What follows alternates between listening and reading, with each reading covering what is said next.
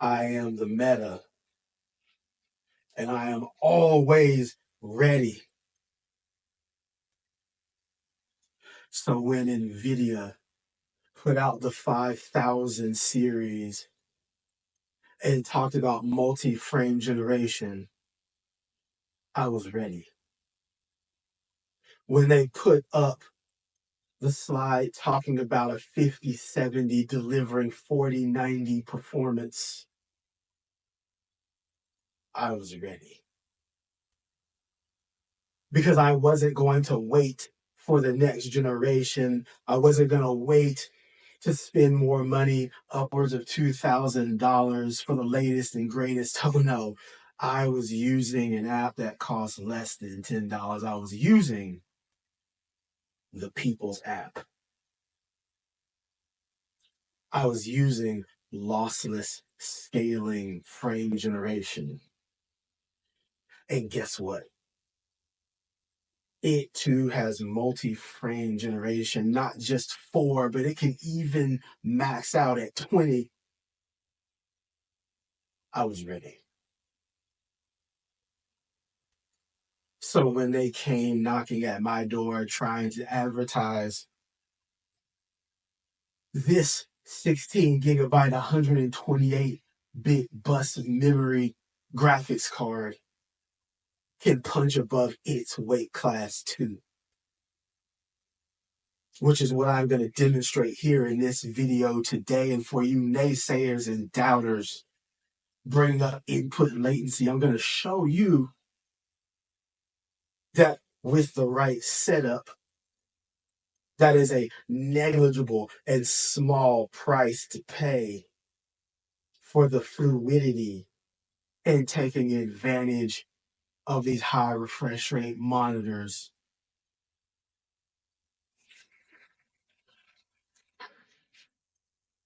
AR is going to show you why I'm always ready.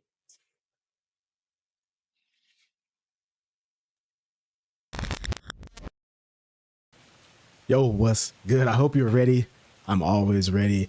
And with all the buzz surrounding DLSS 4 and the 50 series cards, for better or worse, we're not going to get too deep into all of that. But what we are going to talk about is multi-frame generation and frame generation in specific. I just watched videos where like 20 series RTX cards are still able to deliver solid performance in the latest titles like Indiana Jones, for example. And there's more and more of a push for the AI on the tensor cores, more ray tracing, frame generation alongside, or maybe even to have a more dominant space than rasterization, which has been the dominant way of getting 3D objects onto our screens to play games. So with that in mind, if you have any one of these cards in particular, you know, there's a feature coming down the pipeline where you'll be able to override some of the settings via the NVIDIA app to put frame generation in those games. Here we're going to deal with an app that costs less than a cup of coffee at Starbucks. We're using lossless scaling. Therefore, we have our multi-frame generation. We have our 5090 at home. Okay, now this app works on a wide range of graphics cards, and I chose a game I haven't finished yet, God of War, as our test case here. As you can see, it is running, actually you can't hear, so I'll show you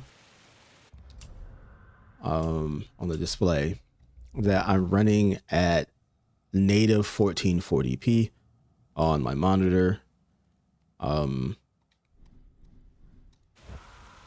So it's giving me about 85-ish frames a second.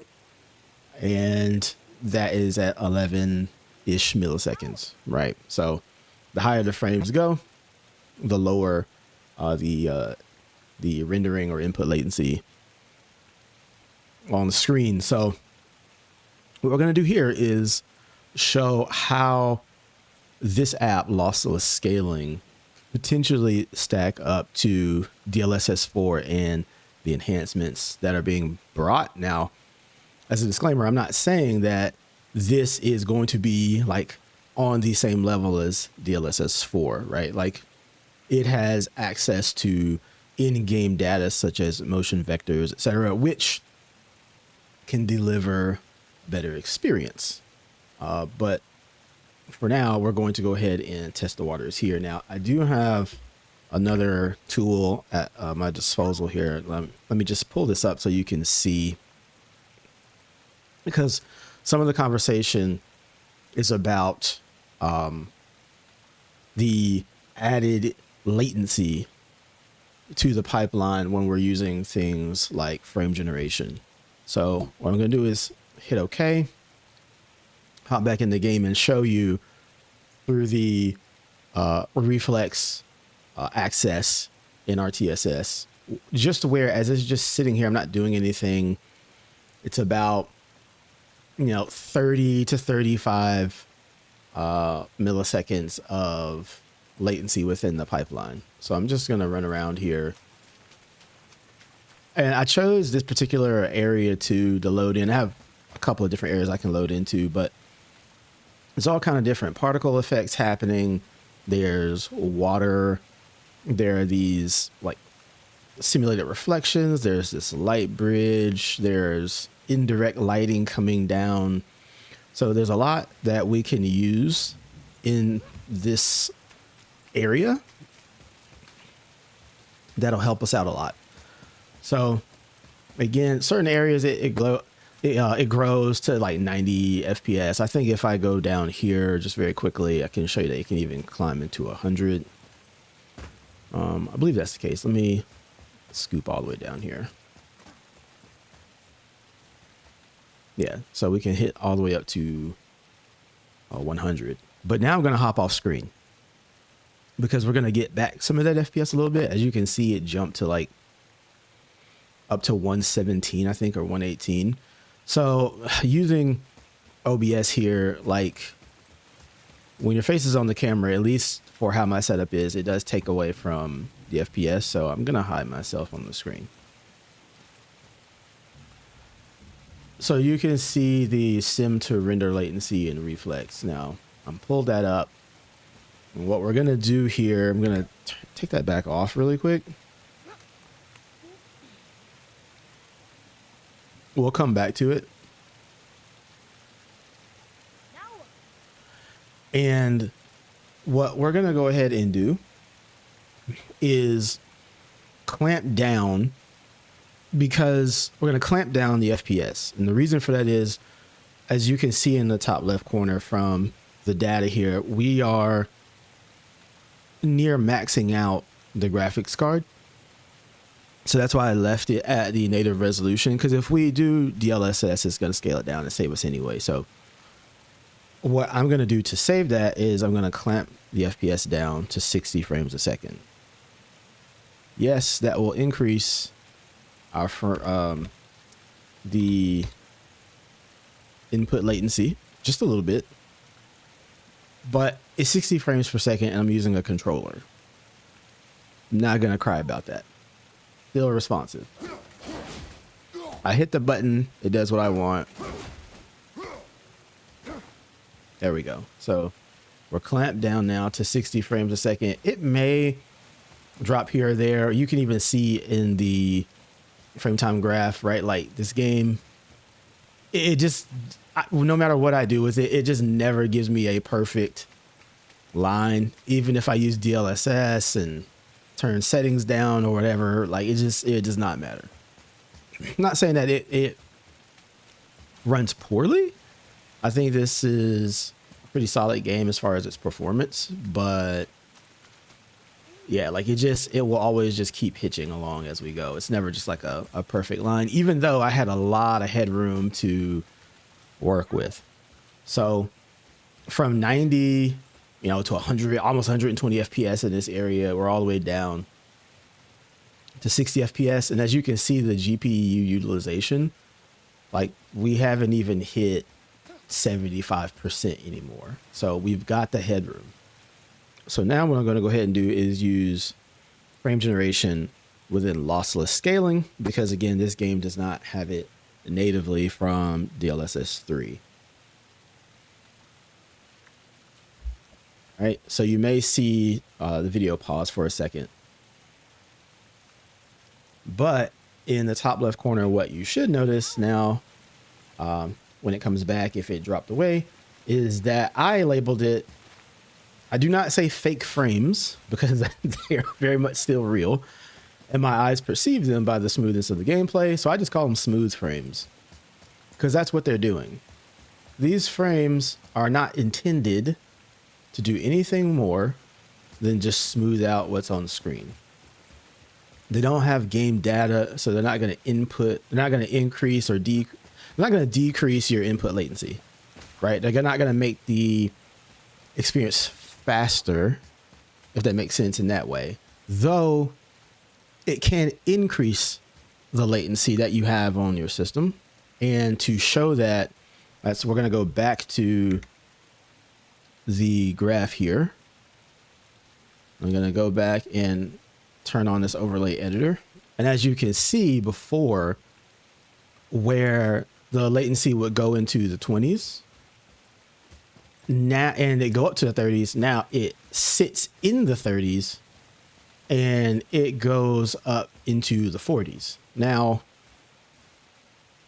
if we're talking like input delay in like a competitive scene, pretty much anything less than, well, technically less than 100, most people won't feel.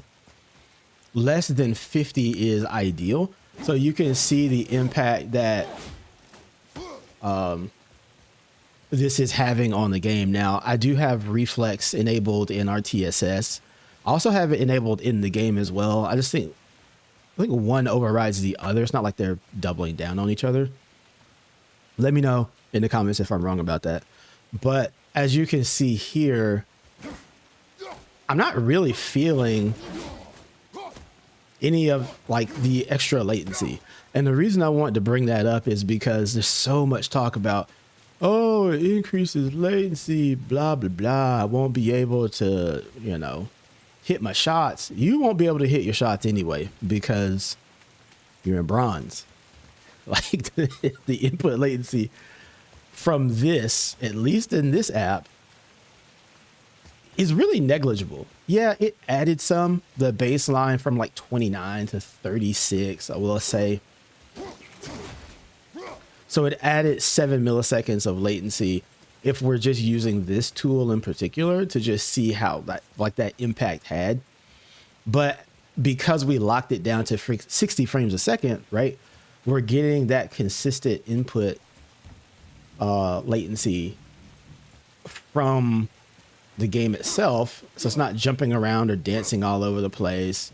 So we're giving ourselves a level of consistency, and then we're doubling the frame rate from there. So we saw a little dip to 118. So in particular, why am I doing this? Well, because I can go higher, which I'll show. I have a 165 hertz monitor. The problem with that is, while I can enjoy that on my end, you won't be able to perceive that on your end. Because when I upload this to services like YouTube, they cap the frame rate at 60 frames a second. So I'm doing this so it will drop every other frame, but I can have the smoothness, if you will, of the gameplay. Have you ever seen a COD Bros gameplay like on YouTube? And in the corner, it shows like they're at like 234 frames a second. They're, mulling people down or whatever. But every now and again, consistently, in their video feed, there will be a section of gameplay where it will just completely kind of drag or slow down is because it's having to drop frames. And because it's not an even number, you see that in the gameplay. And for what I do in always recording my gameplay and making videos and uploading and stuff like that, I would rather just play at 120, lock it. And so then when I'm in the editor, I don't have funky jank happening with the gameplay. So from there, now what I'm going to do is go back, but I'm going to put ×3. So I'm going to put ×3 and I'm going to scale it back up.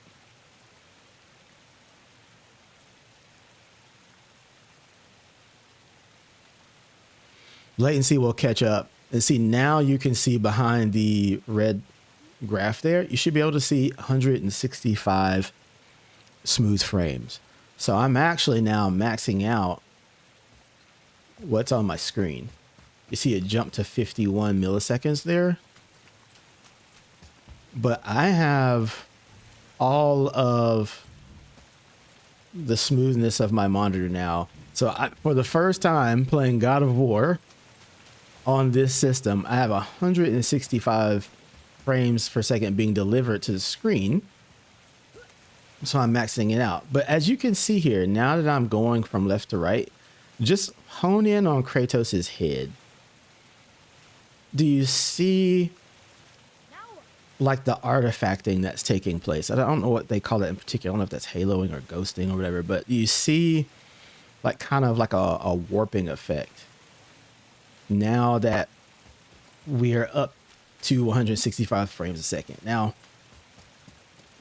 it's doing more than that because I just tripled it. So technically it's doing 80. Okay, it's doing 180 frames a second, but the monitor can only display 165. But yeah, there's an effect, a little bit of clipping that goes on around the head, but it's not really all that visible. If I'm going to be perfectly honest, like if I'm running around the map and I'm trying to like fight things, it's actually kind of negligible. Now, this is what I was saying about DLSS 4. Is it a one-to-one? No. You know, we don't have it to test it in the wild yet, but I'm willing to bet that the artifact that takes place is not going to necessarily be like this one, but there's a lot of stability on the screen, which is really impressive. Like, let's see if we can we zip down this? Yeah, let's see it. Yeah, like, it's really impressive. What if we, now you can see the latency, it hasn't really increased by all that much. Even though we added another rendered frame, another frame in there to smooth out the image, not a lot's happened.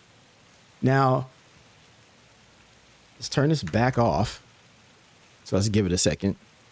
And I'm going to show you what happens if we try to hit ×4, but we don't keep any of the data in mind about the card. So yeah, now it's off. Latency's gone back down.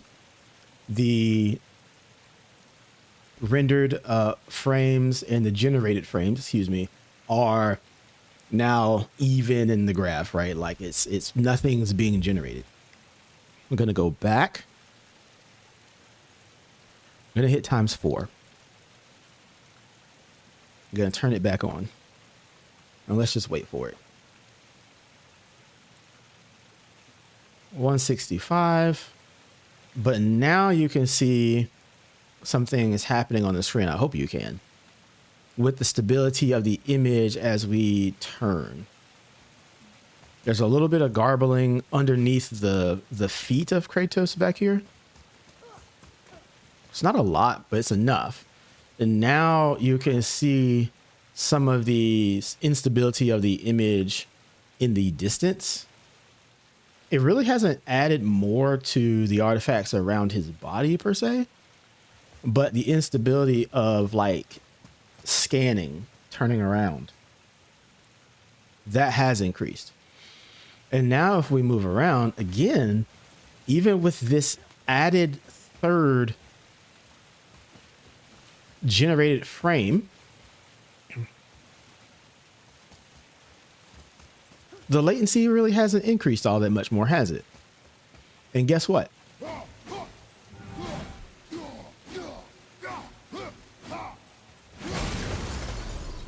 Every time I swing around like that, let me put myself back on the screen here to see if I can.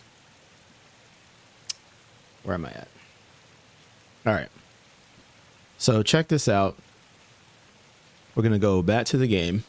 That may affect my numbers a bit, but so now watch me swing. Just hit the button.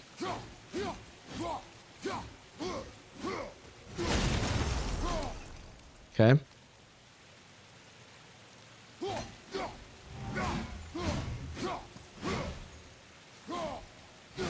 There's no perceptible difference in the inputs.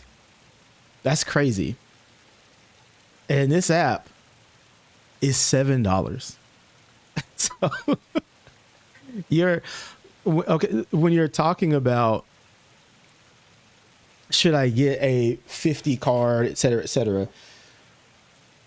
There's data coming out now to suggest that rendering wise, the rasterization performance of the 50 cards aren't really all that better than the 40 series cards. What you're really looking for those cards in particular is if you're really trying to dig into the AI capability of the tensor cores that they've added onto them, like more teraflops, etc.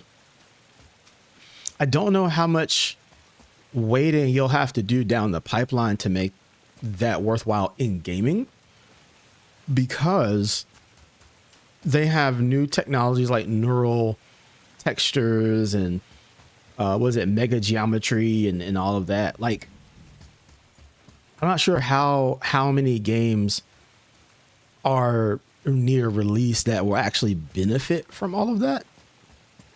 But if you have a 20 series card, you can use this.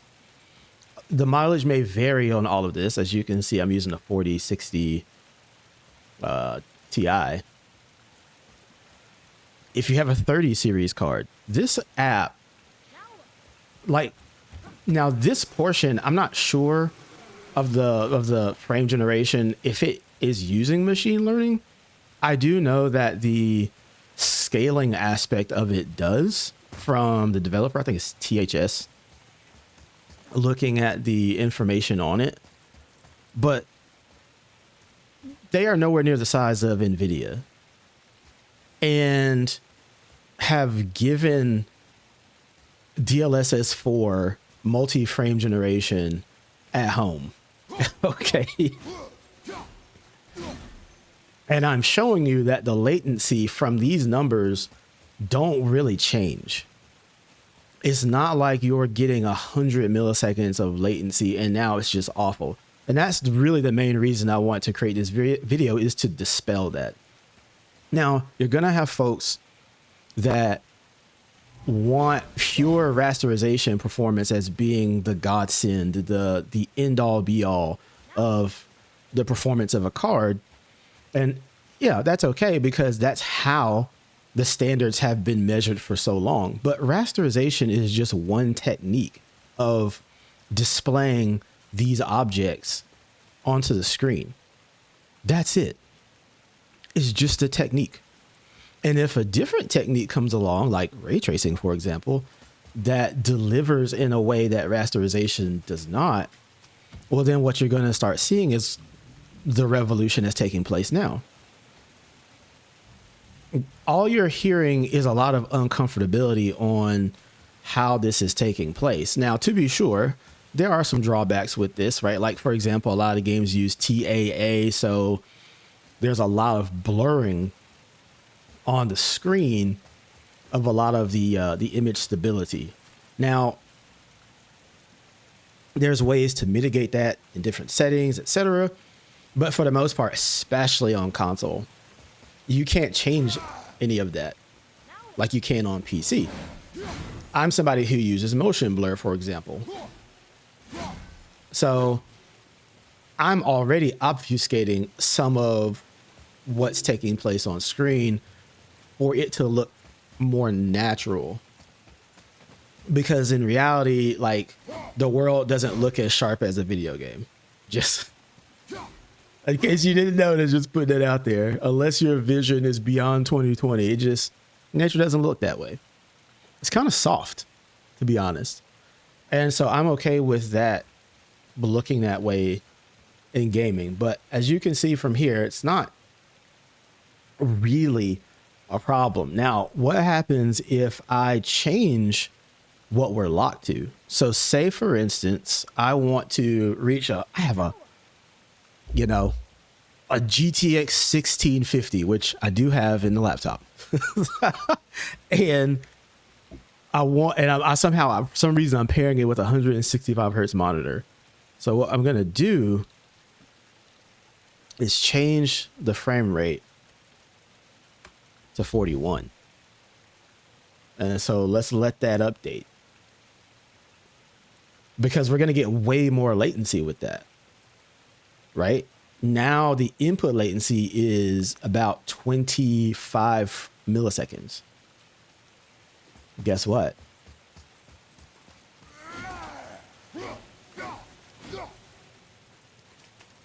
Still feels very much playable.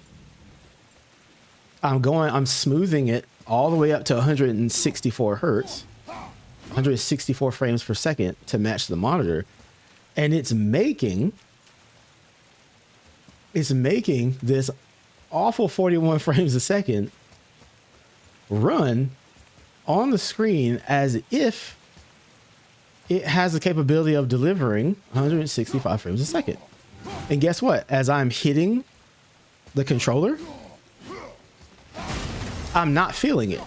We're still under 50 milliseconds of latency on the system. You can see the GPUs render over there and the active.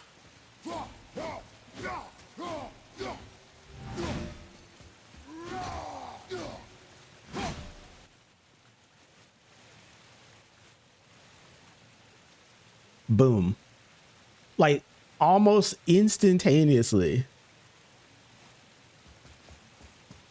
it's a playable experience. So I know that there are those who are going to be bothered by the artifacts around the edges, or just around the character. I personally don't like the artifacting around the head, which is why I just go to ×2, because I have VRR on my monitor anyway. So 120 hertz, 120 frames per second still feels good on a 165 hertz panel. Just does.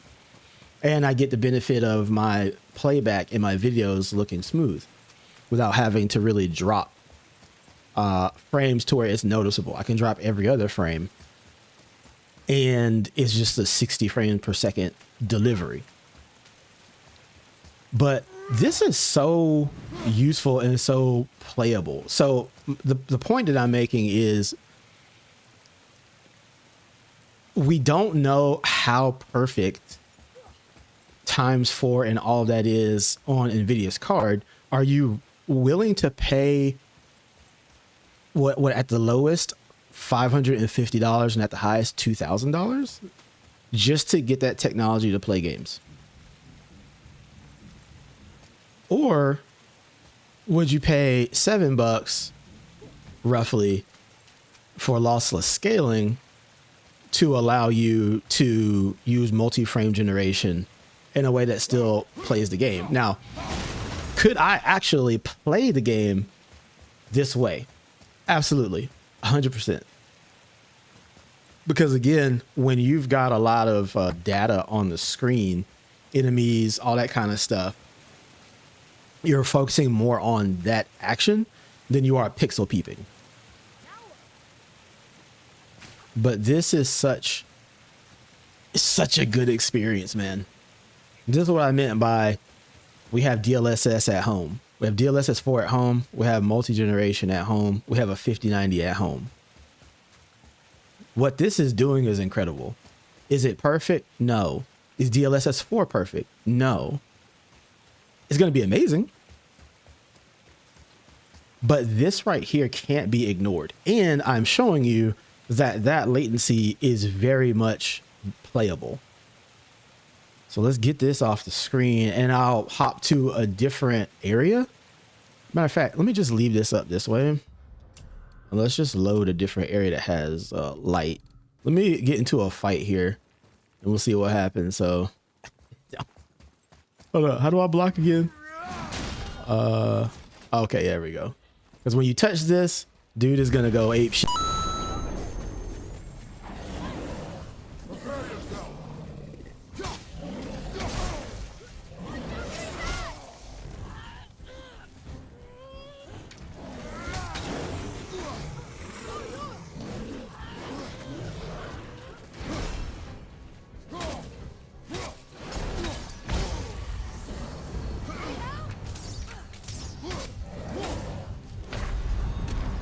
Oh my god. Oh, wait a minute. Oh yeah, I forgot he had that. All right, so we're gonna get back up.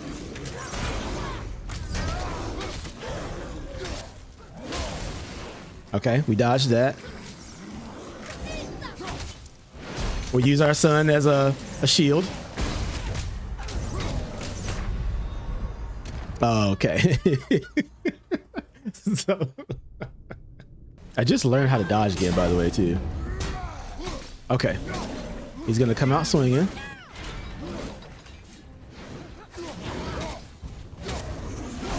Okay. I was like, I got to dodge.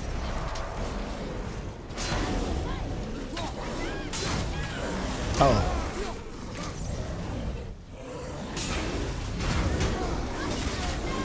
Okay. As you can tell, I'm getting into it.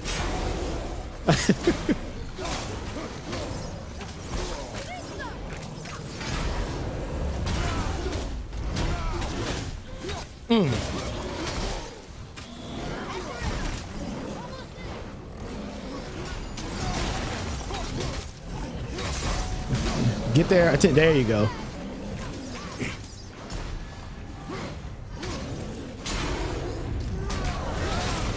Come on, son. Oh, they're not chasing him anymore. One. Yeah, there we go.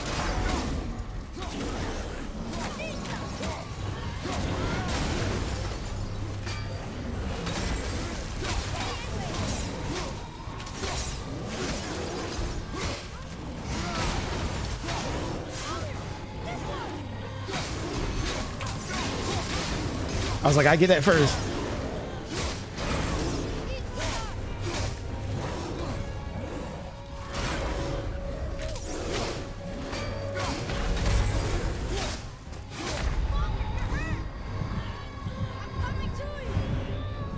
Oh my god. Okay.